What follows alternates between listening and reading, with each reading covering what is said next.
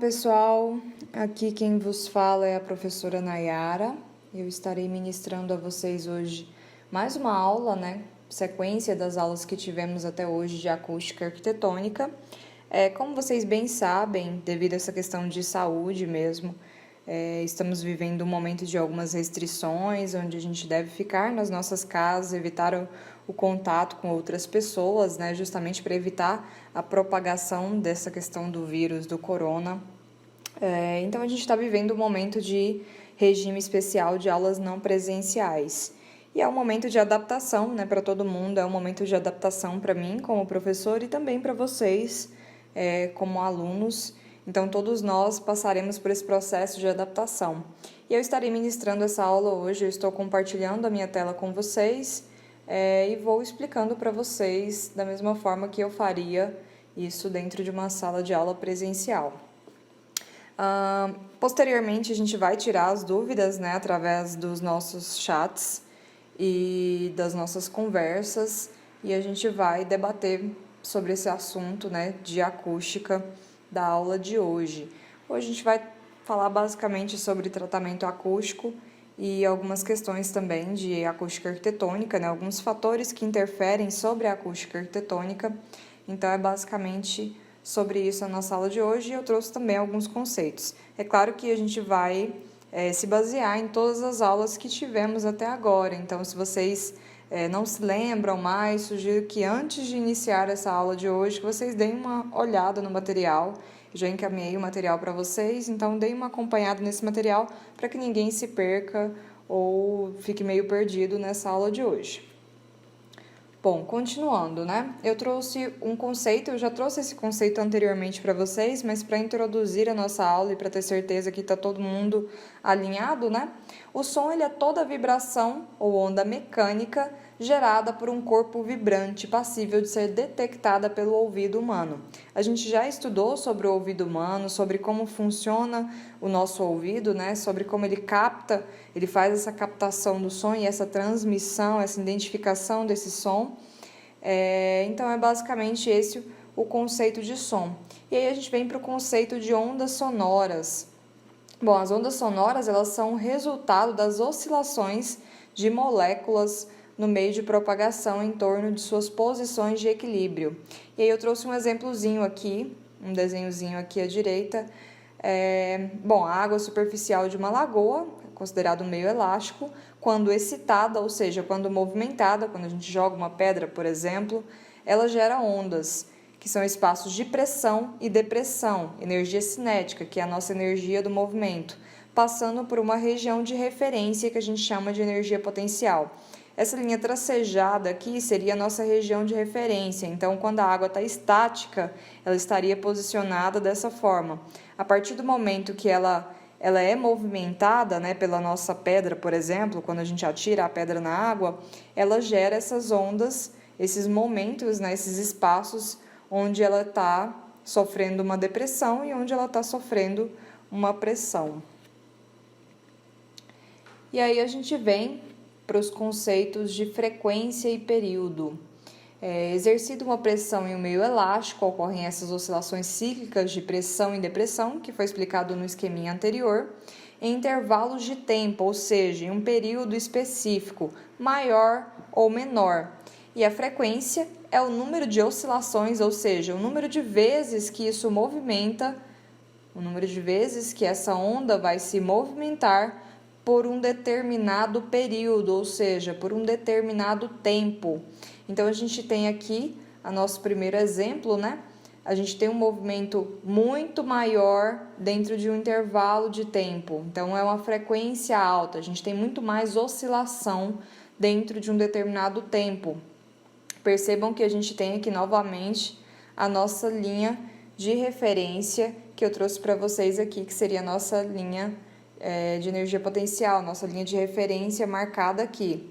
Eu trouxe um slide anterior e aqui seriam as nossas ondas, a parte de pressão e a parte de depressão dessa onda. E em seguida a gente vem aqui para o segundo exemplo.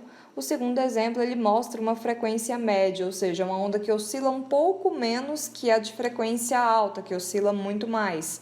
Então, ela também tem esse espaço de oscilação, funciona da mesma forma, porém, ela oscila um pouco menos. E a nossa onda de frequência baixa, ela oscila ainda menos, ela tem uma oscilação ainda menor com relação ao tempo, com relação a esse espaço de tempo. E aí a gente vem aqui pela classificação das nossas ondas sonoras quanto à frequência. As baixas frequências, os infrassons, que são aqueles que a gente não consegue ouvir, a gente começa pelos infrassons, né? Os infrassons são aqueles basicamente que o nosso ouvido ele não capta.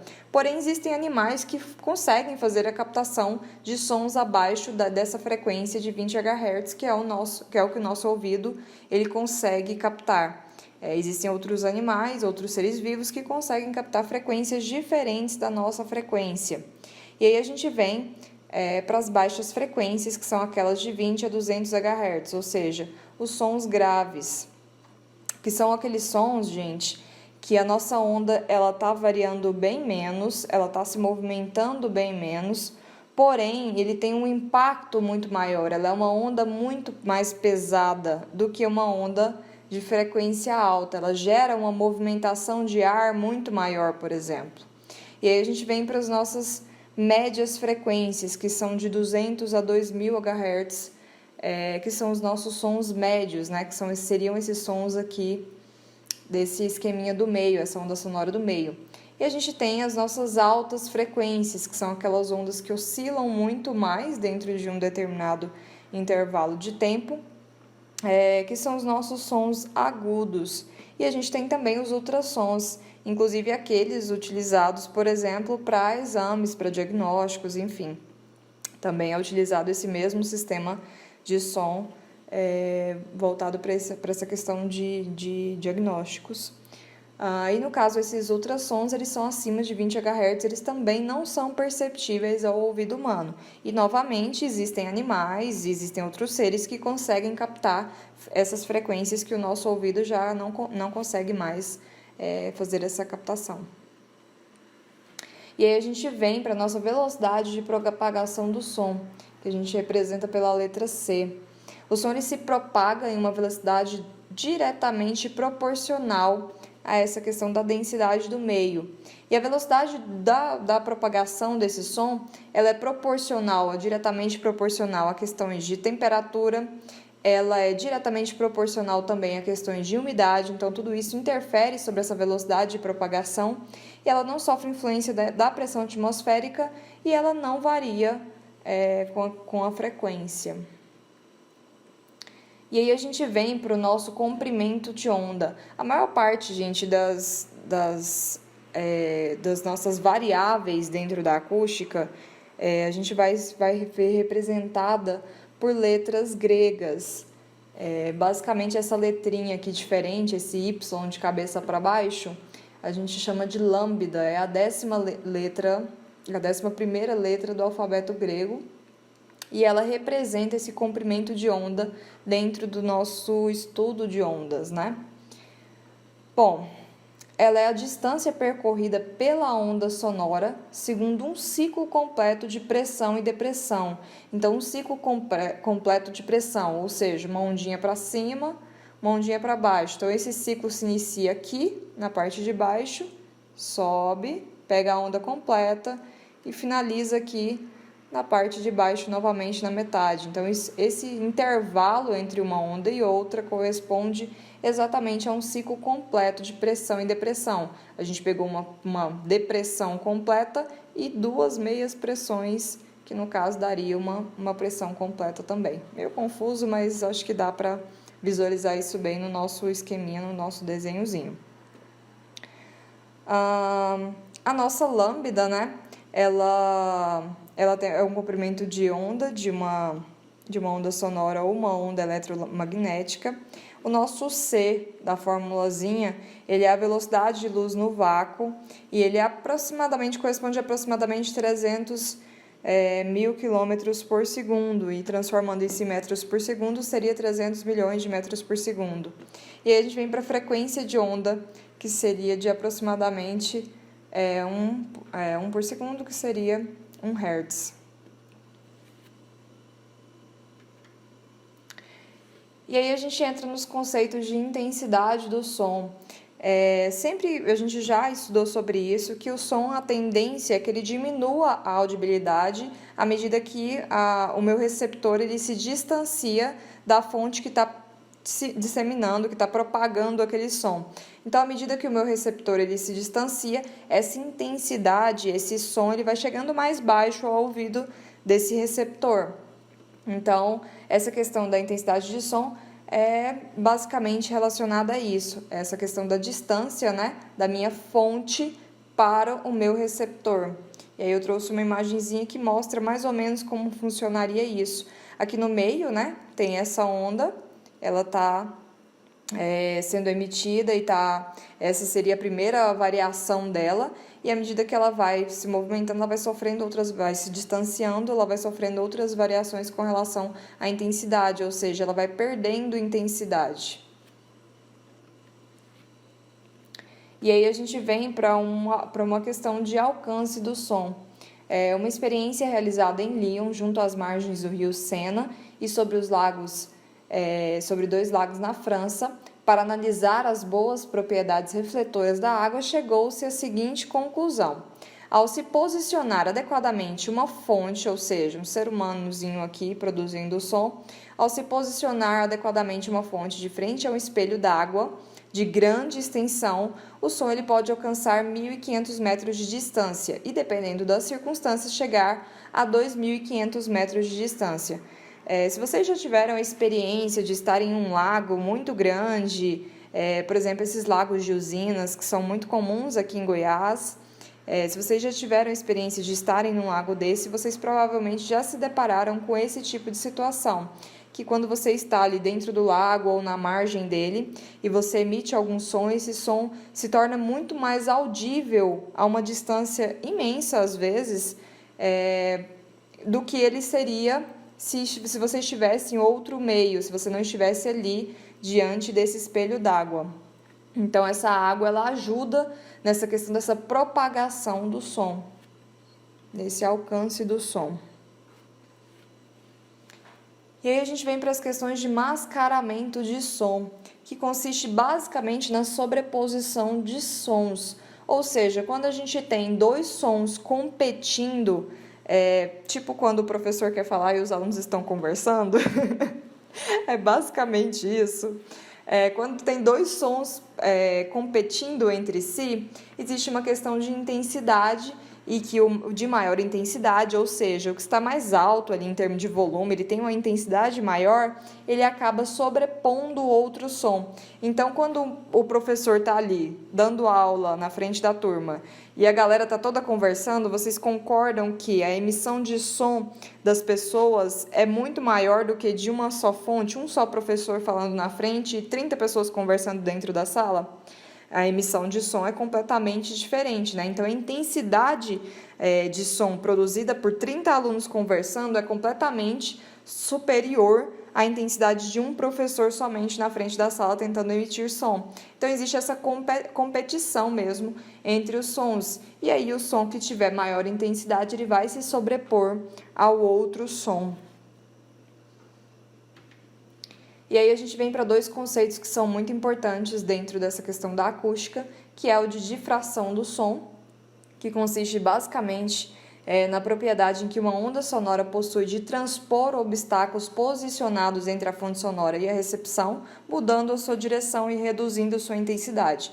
Então, quando a nossa fonte está ali emitindo um som, e esse som, essa onda sonora encontra obstáculos, ela pode sim transpor esses obstáculos e muitas vezes ela vai ser desviada através desses obstáculos. E é claro que esses obstáculos também, eles reduzem a intensidade dessa onda sonora. Então, é totalmente diferente a acústica de por exemplo, um anfiteatro vazio e de um anfiteatro cheio de pessoas. Justamente porque à medida que essa onda sonora vai batendo nas pessoas que estão ali sentadas para assistir uma apresentação, por exemplo, à medida que essa onda sonora vai batendo nas pessoas, ela vai perdendo intensidade, ela vai reduzindo a intensidade dela. E aí a gente vem para o conceito também de refração do som.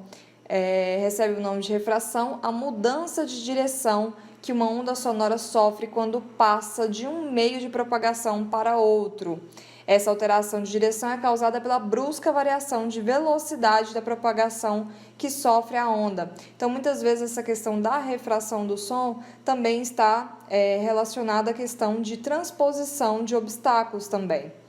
E aí eu trouxe aqui um exemplo para vocês que mostra mais ou menos como funcionaria essa questão do som.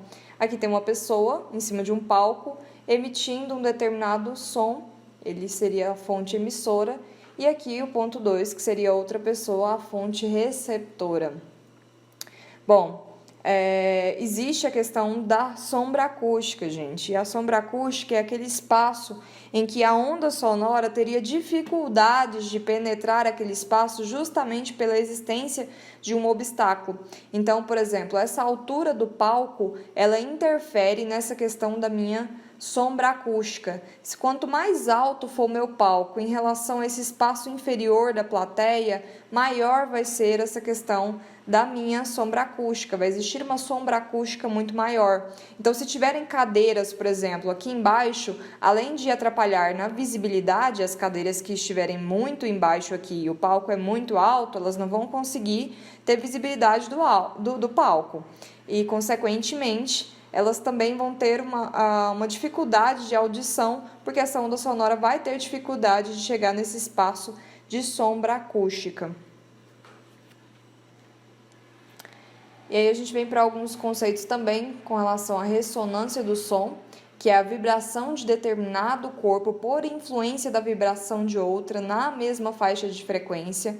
Essa questão da ressonância do som acontece muito, por exemplo, quando a gente percebe, quando passa um carro de som que está produzindo um som muito elevado ali, e ele acaba vibrando as janelas da nossa casa, por exemplo. Um som grave, alguma coisa do gênero, ele acaba vibrando as janelas da casa. Então, seria basicamente esse conceito de ressonância desse som.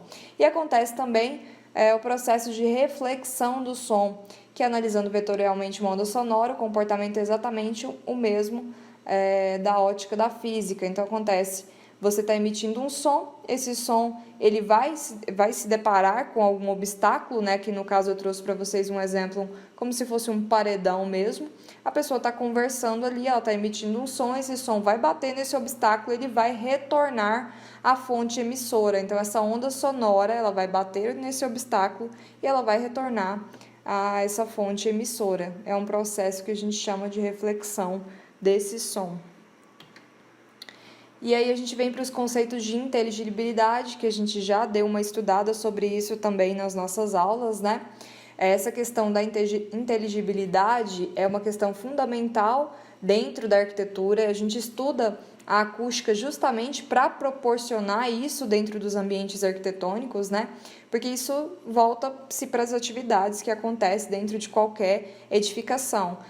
O ideal é que essas atividades aconteçam da melhor forma possível, de forma que a gente não permita que os materiais e que a acústica local atrapalhe as pessoas que estão ali a se comunicarem, a ouvirem quem está falando alguma coisa. É o processo de entender mesmo o que está acontecendo ali dentro daquele ambiente, de ter uma boa audição de tudo que está acontecendo ali, dos eventos que acontecerem dentro de um determinado ambiente. A reverberação consiste no prolongamento necessário de um som produzido a título de sua inteligibilidade em locais mais afastados da fonte produtora. Isso dá basicamente em recintos fechados. Então, a gente tem um ponto crítico de reverberação, um local de aplicação de jateamento de celulose. Então, seria uma solução para evitar esse processo de reverberação, para evitar que essa reverberação acabe interferindo sobre a audibilidade, sobre essa inteligibilidade dentro do ambiente. Então, a gente tem que se preocupar muito com essa questão de reverberação, no sentido de evitar que essa reverberação interfira sobre a minha capacidade de entendimento de tudo que está acontecendo ali. E aí a gente vem para a questão do eco. O eco ele é um fenômeno que acontece quando o som que é emitido por uma fonte, aqui tem um menininho emitindo um som, né? O ser humano ou a fonte está ali emitindo som, esse som ele vai bater em determinado obstáculo e ele vai retornar. Isso acontece muito quando a gente está numa caverna, por exemplo. Eu já trouxe esse exemplo para vocês anteriormente. Quando a gente está numa caverna e a gente grita ou a gente emite algum som, esse som ele vai bater nessas paredes da caverna e ele vai ser reverberado, né? Vai ser ecoado várias vezes. Então a gente vai ouvir esse som várias vezes e a gente chama isso de eco. Então, eco é esse retorno desse som. A gente está emitindo um som e esse som está retornando várias vezes. Então, isso seria o nosso eco. E aí a gente vem para as ondas estacionárias. Esse fenômeno, ele acontece basicamente em recintos fechados, com paredes convergentes, formando ângulos menores que 90 graus, ou seja, aquele cantinho da parede ele não corresponde a 90 graus, ele é menor, o ângulo de abertura dessa parede é menor. E quando eu falo convergente, significa que elas estão convergindo ali, como se fosse um L, porém, para ser um L teria que ter esse ângulo de 90 graus. Esse ângulo, no caso aqui, ele é menor, parecido com um leque mesmo.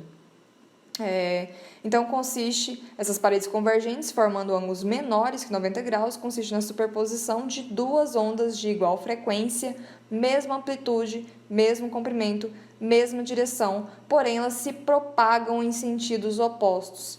E aí a gente chama isso de ondas estacionárias. E a gente vem para o decibel. Eu já falei com vocês na aula anterior a respeito do decibelímetro, que é o equipamento utilizado para medir essa intensidade física relativa ao som, que a gente chama de bel. E para medições de níveis de ruídos, utiliza-se o decibel, que é a unidade que equivale à 10ª parte de um bel. Então, por isso a gente chama de decibel, porque é a 10ª parte de um bel. E aí, essa imagem aqui eu trouxe nesse slide, ela reflete essa medida, né, através desse equipamento do decibelímetro dentro de determinadas situações, medindo esse ruído que é emitido por diversas fontes. E aí a percepção auditiva do som, o ouvido humano, como eu já disse anteriormente, ele não percebe os sons de frequências diferentes de forma igual. Então, ele percebe isso de maneira diferente e ele também não percebe todas as frequências, como eu já disse também anteriormente. Aqui tem as organelas do ouvido, né? Cada partezinha que faz parte desse ouvido. Eu já trouxe isso anteriormente para vocês, então a gente não vai se ater a essa parte física, porque ela já foi ministrada. Se vocês tiverem dúvida, voltem às aulas anteriores e deem uma olhada sobre isso. E isso interfere na nossa capacidade, né, de absorção do som e de frequências que o nosso ouvido consegue absorver. Então, existe uma determinada frequência que o nosso ouvido consegue absorver, e a gente chama aqui de zona de audição. E existe uma frequência que o nosso ouvido já não consegue absorver e que também interfere até mesmo nas questões de saúde do nosso ouvido. Então, pode interferir, deixar a gente surdo e coisas do gênero, pode trazer sérios problemas. E a gente chama aqui de dor, que seria o nosso limiar. E tem um limiar auditivo, que seria o mínimo que a gente conseguiria ouvir, né? E dor já seria essa parte de agressão mesmo extrema ao nosso ouvido, exposição a níveis sonoros que a gente não deveria estar se expondo por questões de saúde. E aí a gente vem para o ruído, né? Para o conceito de ruído. Ele também já foi ministrado anteriormente, porém nessa aula se faz fundamental a gente trazer esse conceito novamente. O ruído ele é todo som que é indesejável, ou seja, todo som que não é bom, que a gente não queria estar ouvindo aquele som. Então a gente chama isso de ruído. E tecnicamente pode-se dizer que o ruído ele é uma oscilação intermitente aleatória. E a gente classifica basicamente em ruídos aéreos e em ruídos de impacto. Bom, eu vou falar mais detalhadamente sobre esses ruídos aéreos e de impacto posteriormente, então não vou me ater a essa parte.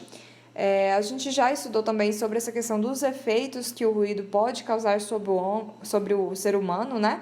Com relação à perda parcial da audição, problemas gastrointestinais, cardiovasculares, decorrente dessa questão das contrações musculares, problemas respiratórios e de secreções hormonais e também distúrbios no nosso sistema nervoso, que é o sistema que mais sofre com essas questões de agressões sonoras.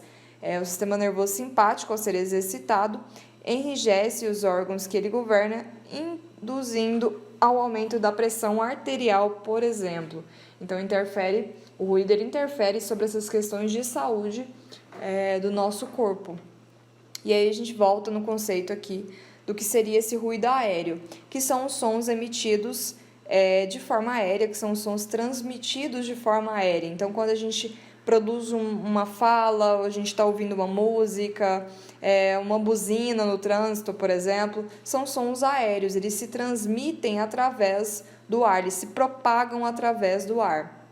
E aí a gente vem para o ruído de impacto. O ruído de impacto ele já é decorrente de qualquer percussão sobre um sólido.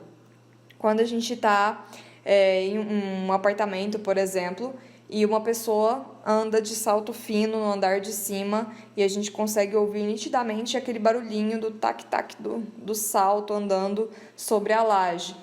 Basicamente, a gente chama isso de ruído de impacto. A gente tem outros tipos de ruídos de impacto também, como, por exemplo, quando a gente deixa um objeto cair no chão e a pessoa no andar de baixo consegue ouvir nitidamente essa queda do objeto. Quando a gente está martelando a parede, por exemplo, muitas vezes um vizinho está martelando, aquela parede que ele está martelando nem é a parede que faz divisa com o seu apartamento de fato, porém você consegue ouvir isso através desse ruído de impacto que é transmitido, ele é passado pelo nosso sistema estrutural do prédio. Então, ele é transmitido e chega ali dentro do seu apartamento, você consegue ouvir esse ruído de impacto. E aí a gente usa o nosso decibelímetro, que eu já falei sobre ele na aula anterior, que ele é um aparelho portátil de medição de intensidade sonora. Então, a gente consegue, através desse equipamento, medir a intensidade sonora em diversos locais onde a gente estiver. E aí vem o decibel.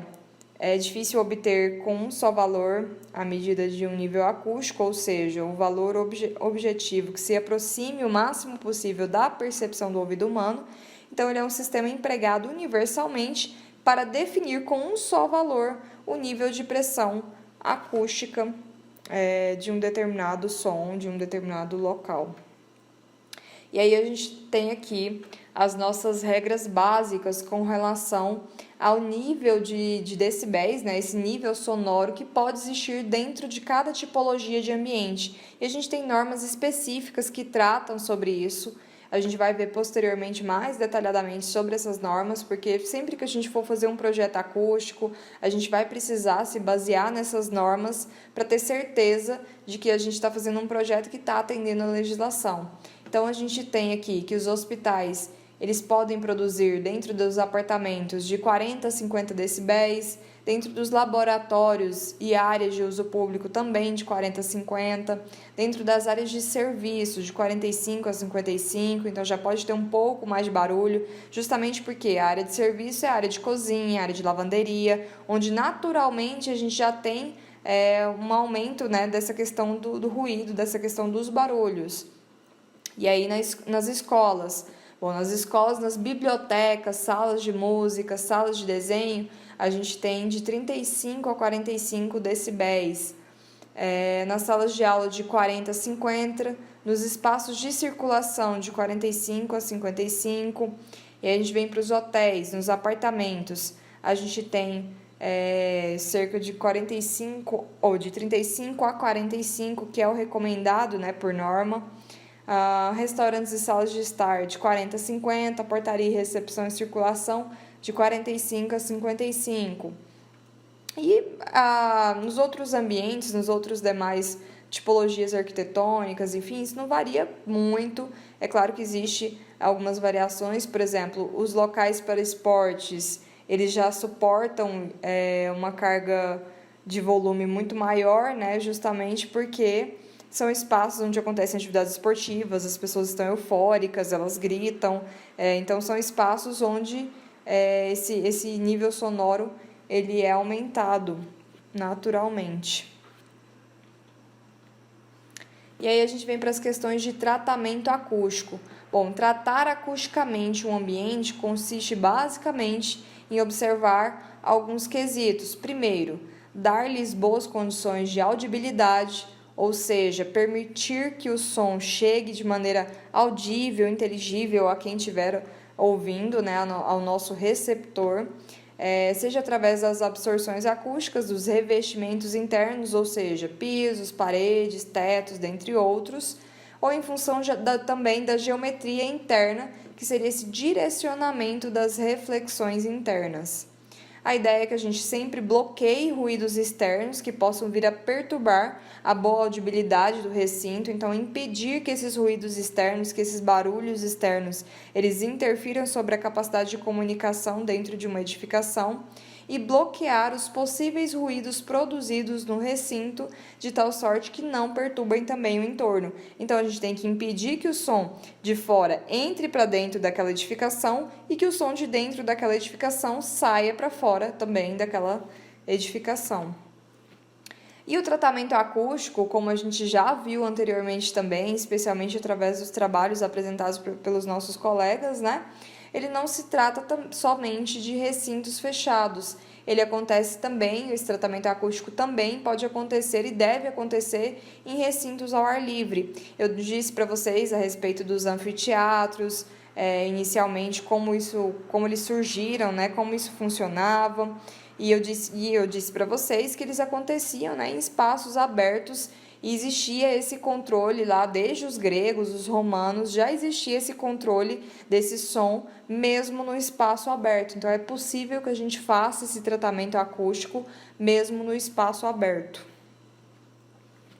E aí, para o tratamento acústico, faz-se necessário o conhecimento dos seguintes elementos. Primeiro, a locação. A gente precisa saber exatamente onde está alocada aquela obra, onde ela se encontra. A gente vai precisar de plantas e cortes da edificação. Então, a gente precisa do projeto completo da edificação. Não basta ter uma planta e tentar trabalhar a acústica em cima daquela planta. A gente não vai conseguir trabalhar a acústica de maneira eficiente somente com planta. A gente precisa realmente dessas questões de alturas que a gente só vai conseguir visualizar nos cortes. A gente precisa saber da destinação do nosso imóvel, então qual finalidade vai ter aquele imóvel, o que vai acontecer ali dentro. Então a gente precisa dessa questão da destinação e a gente precisa entender os níveis de ruídos que são aceitáveis e estabelecidos por norma, que o ambiente estando vazio e fora do horário de funcionamento. Então a gente precisa saber quais são esses níveis aceitáveis estabelecidos por norma, que são mais ou menos aquela tabelinha que eu mostrei anteriormente nos slides anteriores. Claro que existe outras mais especificidades que depois vocês vão verificar isso em norma quando a gente entrar mais profundamente nessa parte de normatização. E aí vem a questão também do ruído do entorno. A gente precisa estudar todas as formas de ruído que existirem no entorno para que a gente consiga entender essas fontes de ruído e consiga trabalhar essas fontes de ruído também. E aí a gente vem para o nível de ruído interno do recinto em funcionamento, ou seja, quando as coisas todas, as atividades todas que estão acontecendo ali dentro, elas estão sendo executadas. Então, que nível que isso chega nesse momento de funcionamento, e as especificações também dos materiais a serem empregados na sua construção, bem como mobiliário e demais componentes. Então, a gente precisa ter conhecimento de todos os materiais, de todos os métodos construtivos e de todos os materiais que estão sendo empregados ali na obra ou vão ser empregados na obra, para que a gente consiga fazer essa análise com relação à acústica e consiga fazer um bom projeto acústico que atenda às demandas desse espaço, desse local. E aí a gente vem para as questões de isolamento acústico. O que seria esse isolamento acústico? Isolar acusticamente um recinto consiste basicamente em bloquear os ruídos externos, né, tudo aquilo que é produzido de som externo, ao mesmo patamar compatível com a atividade ser desenvolvida no seu interior. Então, dependendo da atividade, eu vou precisar bloquear 100% do ruído externo que está vindo ali para dentro da edificação. E dependendo da atividade, gente, eu estou um pouco rouca.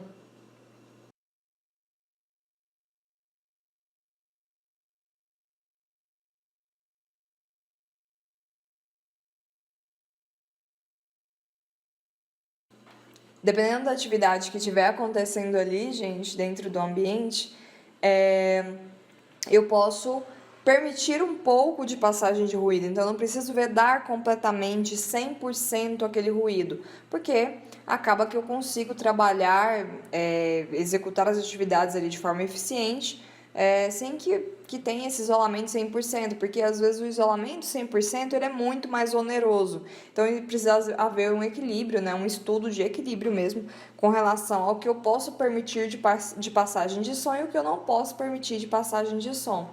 Então, se for um recinto também de produção de altos níveis de ruído interno, esses ruídos eles devem ser bloqueados para o exterior a patamares compatíveis com as normas pertinentes. Então, eu preciso avaliar quanto a minha norma está me exigindo de máximo de ruído externo para que eu impeça esse ruído interno que está sendo produzido ali dentro de sair para essa parte externa. E os decibéis eles são grandezas logarítmas, portanto, avaliar, era para se avaliar aqui, tá escrito errado, gente, esse Z não existe. O nível de isolamento acústico de um recinto qualquer implica em conhecer a sua transmissividade média, que a gente chama de T, que no caso essa letrinha com esse formatinho aqui é a letra tal, que é a 19ª letra do alfabeto grego, mas a gente pode chamar de T mesmo, o nosso T do nosso alfabeto. Para posteriormente se calcular a redução de ruído, que a gente chama de RR, que seria a redução desse som que incomoda, desse som que traz incômodos. Eu trouxe esse esqueminha, gente, não se assustem, é só para a gente introduzir mesmo essa parte do cálculo, porém hoje a gente não vai, a gente vai estudar mais a parte de conceito desse cálculo, para que vocês entendam essa parte de conceito, e posteriormente a gente vai entrar nesse cálculo mais a fundo. Então, não se assustem com essas formulazinhas, enfim, a gente vai ver isso mais detalhadamente posteriormente numa aula específica só de cálculo. A gente vai ver vários exemplos, vários exercícios para ficar bem claro isso para todo mundo. E aí, eu trouxe essa formulazinha, né, que seria essa transmitividade média. E como a gente faz para calcular, né, essa transmitividade média de um determinado ruído, de um determinado som dentro de um determinado ambiente. E aí eu trouxe aqui um exemplo de uma edificação, percebam que é um cortezinho, né? Então aqui tem a nossa parede, em cima a nossa laje. E aí tem o material hipotético 2 e o material hipotético 1. Ambos têm uma área de preenchimento de cerca de 5 metros quadrados. Então, eu estou preenchendo 5 metros quadrados de parede com o meu material hipotético 1 e estou preenchendo 5 metros quadrados também de parede com o meu material hipotético 2. As superfícies de pequeno índice de isolamento acústico, elas comprometem substancialmente o isolamento acústico de toda a parede. Então, quando a gente tem um determinado material que ele tem um índice de isolamento acústico pequeno, ele acaba comprometendo toda a parede com relação a esse isolamento acústico. Então, ele acaba facilitando esse som a ser propagado, né, para os ambientes externos. Essa formulazinha diz basicamente sobre isso. Então, a gente vem aqui para o exemplo 2. Sempre que a gente tiver um vão aberto em uma determinada parede, por exemplo, uma janela, uma porta, independente de ser fechado, por exemplo, ali uma janela tem um vidro, né? Tem uma esquadria, tem um vidro, então tá fechado. Independente desse fator, ela tá fechada, ela tem esquadria e tem um vidro, ainda assim ela compromete substancialmente o isolamento acústico de uma determinada parede. Então, quando a gente tem esses espaços de janelas, né, de portas, a gente tem que tomar muito cuidado com relação a essa questão do isolamento acústico, porque esses elementos eles acabam colaborando para essa propagação do som. E aí, aqui nesse exemplo, esse espaço vazio, né, esse espaço que seria de uma janela, por exemplo, ele ocupa 0,5 metros quadrados, enquanto o material hipotético 2, que seria o mesmo material do esqueminha anterior, ele ocupa uma área de 4,75 metros quadrados, e o material hipotético 1, ele ocupa uma área de 4,75 metros quadrados também. Então, eu perdi 0,25 metros quadrados de área do material hipotético 1 e 0,25 também metros quadrados de área do material hipotético 2. E aí a gente vem para o índice de absorção sonora, ou seja, o quanto essa sala está conseguindo absorver de som e impedir que esse som passe para as partes externas, passe aqui para esse ambiente externo.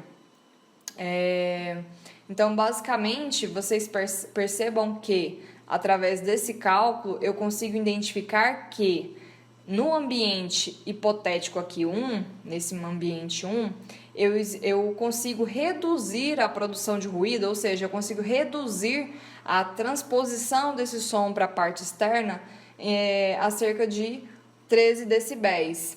Enquanto que nesse ambiente aqui, justamente pela existência da janela, desse elemento vazado, a minha redução de ruído ela é de 0,11 decibéis. Então, a gente tem uma diferença razoável aí. Posteriormente, vocês vão ver mais detalhadamente esse cálculozinho. A gente vai estudar direitinho como fazer isso para que não gere dúvidas. Mas é só para que vocês entendam que sempre que a gente tiver um espaço vazio, ou uma janela, ou um espaço vazado, uma porta, isso vai interferir na minha capacidade, no meu índice de absorção dentro de um determinado ambiente.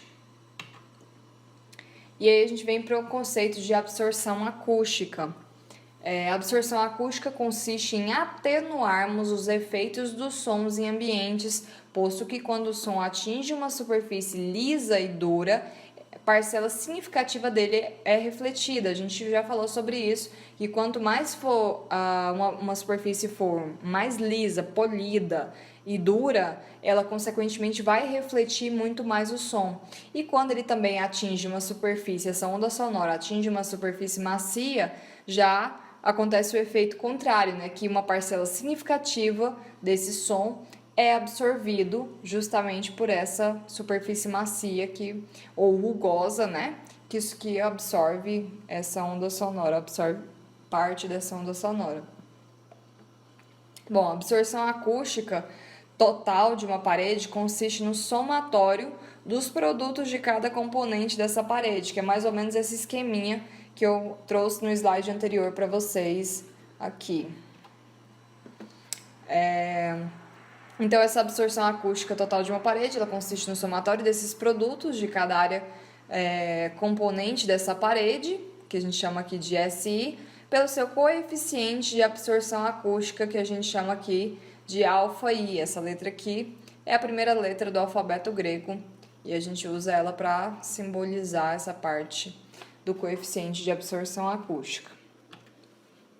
E aí eu trouxe um outro exemplo para que vocês entendam mais ou menos como isso funciona. Novamente, não vamos nos ater à parte de cálculo, mas para que vocês entendam como funciona esse espaço arquitetônico sem o tratamento acústico, ou seja, sem nenhum elemento que ajuda nessa questão da absorção acústica. E quando a gente tem uma parede, né, que já tem essa preocupação, já tem esse cuidado com relação à utilização de elementos que ajudam nessa absorção acústica. Então, a gente tem aqui na nossa absorção original um ambiente que só tem a janela e a parede, ou seja, ele não tem nenhum tipo de tratamento. A parede ela tem cerca de 8 metros quadrados em alvenaria de tijolos cerâmicos, que foi especificado aqui pelo nosso exemplo, com reboco liso e uma janela comum de vidro de 3/4 milímetros com 2 metros quadrados total de janela. Isso tudo, né, somando a janela com a parede, nós temos uma área de 10 metros quadrados, tudo a uma frequência de 500 Hz. E aí a gente vem para o nosso segundo exemplo, né? No segundo exemplo, já se foi utilizado uma cortina na frente da janela, ou seja, já tem um tratamento acústico ali, tem um elemento de proteção acústica, né? Então, esse elemento está aqui na frente, cobrindo toda a janela, cerca de 2 metros quadrados, a mesma área da janela, e também tem a utilização dos lambris de madeira aqui nessa parte inferior, e eles ocupam cerca de 2,40 metros quadrados, cerca de 30%, então, do total dessa alvenaria rebocada, dessa alvenaria completa aqui.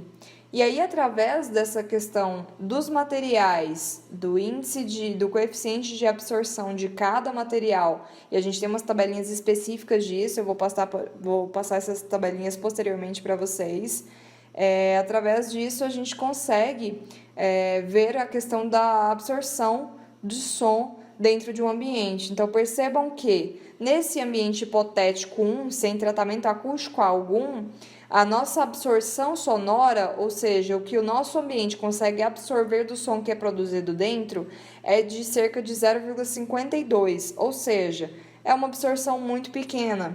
E aí a gente vem para o ambiente já com essa proteção acústica, né? Com esse lambri de madeira, com essa cortina de tecido. Esse ambiente, só com esses dois elementos, ele já aumentou e muito a questão de absorção do som. Então, só com esses dois elementos eu já consegui absorver quase que o dobro em relação ao anterior. Na verdade, praticamente o dobro em relação ao anterior, ao exemplo, né, de número 1. E aí a gente vem para as questões de condicionamento acústico. Bom, condicionar acusticamente um recinto consiste em darmos a ele melhores condições possíveis de audibilidade interna, ou seja, permitir que quem está ali estabelecendo algum tipo de comunicação consiga se comunicar de fato da melhor maneira, da maneira mais eficiente com seus ouvintes. E isso se faz segundo duas providências fundamentais que a gente precisa executar dentro de qualquer edificação arquitetônica. Primeiro, a gente precisa corrigir o tempo de reverberação do recinto com base nas absorções acústicas internas, ou seja, impedir que esse som se reverbere demais, propague demais, fique rebatendo demais, e também promover uma melhor distribuição possível dos sons gerados via superfícies refletoras. Então, percebam que a gente precisa se utilizar dos dois elementos, né? Dos elementos de absorção acústica e também dos elementos de reflexão acústica, né? Que são elementos que vão auxiliar esse som a chegar até a última pessoa que estiver ali dentro daquele recinto. Então, esses elementos eles precisam ser mesclados com esses elementos absorventes, conforme também a geometria interna apropriada para o recinto. Então, são todos esses três fatores, eles vão interferir sobre a minha capacidade de absorção da minha edificação. E aí a gente vem para as questões do tempo de reverberação. Bom, o tempo de reverberação, ele é o intervalo de tempo necessário para que o nível de intensidade de um determinado som decresça 60 decibéis após o término da emissão de sua fonte. Então, a minha fonte está aqui emitindo o som, e esse som ele tem que decrescer, que tem uma curva, né, que mostra isso, 60 decibéis. E quanto tempo ele vai demorar para decrescer esses 60 decibéis. Então, é basicamente isso que a gente faz para poder entender como funciona esse tempo de reverberação. Quanto tempo o meu som, aquela onda sonora, vai precisar para decrescer 60 decibéis. Percebam que nesse caso aqui, para decrescer 60, precisou de 375 milissegundos para decrescer esses 60 decibéis. E aí a gente vem para o tempo ótimo de reverberação, que a gente chama nessa abreviação, né, de TOR. Esse T aqui também é uma letrinha grega, o nosso T, basicamente. Bom, existe um tempo de reverberação máximo ideal para cada tipo de edificação. Isso varia conforme a edificação. E também isso acontece, né, conforme o tipo de atividade que está acontecendo dentro de um ambiente e o volume também do som que é emitido dentro daquele ambiente. E do ponto de vista arquitetônico, controlar essa característica de reverberação do som é extremamente importante para que a gente garanta uma boa comunicação dentro da edificação, para que a gente consiga, para que as atividades ali aconteçam da melhor forma possível, né? Então, se o tempo de reverberação ele for muito longo, haverá uma sobreposição de sons, ou seja, o meu serzinho aqui está emitindo som, esse som vai bater e vai ficar ecoando aqui pelo ambiente. E, ao mesmo tempo, ele já está produzindo a segunda palavra. Então, percebam que o som da primeira palavra ainda não parou de reverberar e ele já está produzindo a segunda palavra e esse som já está reverberando pelo ambiente.